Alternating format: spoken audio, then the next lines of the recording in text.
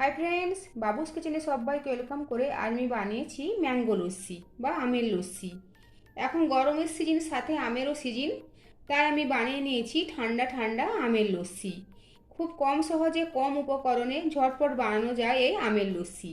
আর ভিডিওটি লাস্ট পর্যন্ত দেখার জন্য অনুরোধ রইল। তা চলুন দেখা যাক আমি কীভাবে বানিয়েছি আমের লস্যি বা ম্যাঙ্গো লস্যি। ম্যাঙ্গো লস্যি বা আমের লস্যি বানানোর জন্য আমি এখানে দুটো মিডিয়াম সাইজের আম নিয়েছি। খোসা থেকে আমের পাল্পগুলোকে চামচ দিয়ে তুলে নিয়েছি। সাথে নিয়েছি টক দই, এটা বাজার থেকে কেনা টক দই নিয়েছি।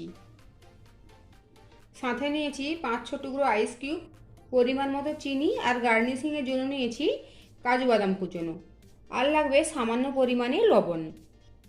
মিক্সিং গ্রাইন্ডার নিয়েছি, এর মধ্যে এখন দিয়ে দেব আমের পাল্প, দেবো আইস কিউব। এখানে আমি টক দই নিচ্ছি 5 চামচ,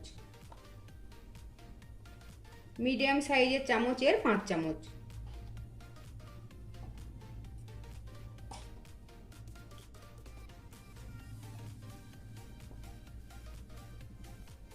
দেবো সামান্য পরিমাণে লবণ, আর দেবো চিনি। মিষ্টিটা আপনারা যেমন পছন্দ করবেন বা আম যেমন টক থাকবে ঠিক সেই হিসাবে আপনারা চিনিটা দেখে দেবেন। এখন এটাকে ব্লেন্ড করে নেব। দেখুন, এটাকে আমি ব্লেন্ড করে নিয়েছি, তবে খুব বেশি ঘন রয়েছে, তাই এর মধ্যে আমি দেবো অল্প পরিমাণে জল। আপনারা যদি ঘন পছন্দ করেন তবে জল দেওয়ার প্রয়োজন নেই, আর যদি পাতলা পছন্দ করেন ঠিক সেভাবে জলটা দিয়ে অ্যাডজাস্ট করতে পারেন। আরও একবার মিক্সিং ব্লেন্ডের মধ্যে ঘুরিয়ে নেব।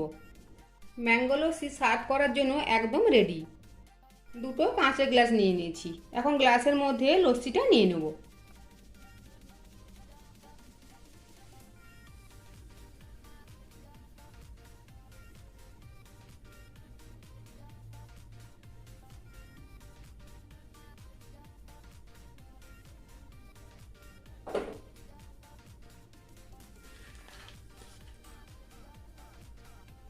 ওপর থেকে দিয়ে দিয়েছি কাজু বাদাম কোচানো। তৈরি হয়ে গেল ঠান্ডা ঠান্ডা আমের লস্যি বা ম্যাঙ্গো লস্যি। আমার এই রেসিপি যদি আপনাদের ভালো লেগে থাকে অবশ্যই লাইক, শেয়ার, কমেন্টে সাবস্ক্রাইব করতে ভুলবেন না। পাশে থাকা বেল আইকন প্রেস করার অনুরোধ রইল আমার প্রতিদিনের ভিডিওর আপডেট পাওয়ার জন্য। ভালো থাকবেন, সুস্থ থাকবেন, ফিরে আসছি অন্য কোনো রেসিপি নিয়ে। Thank you.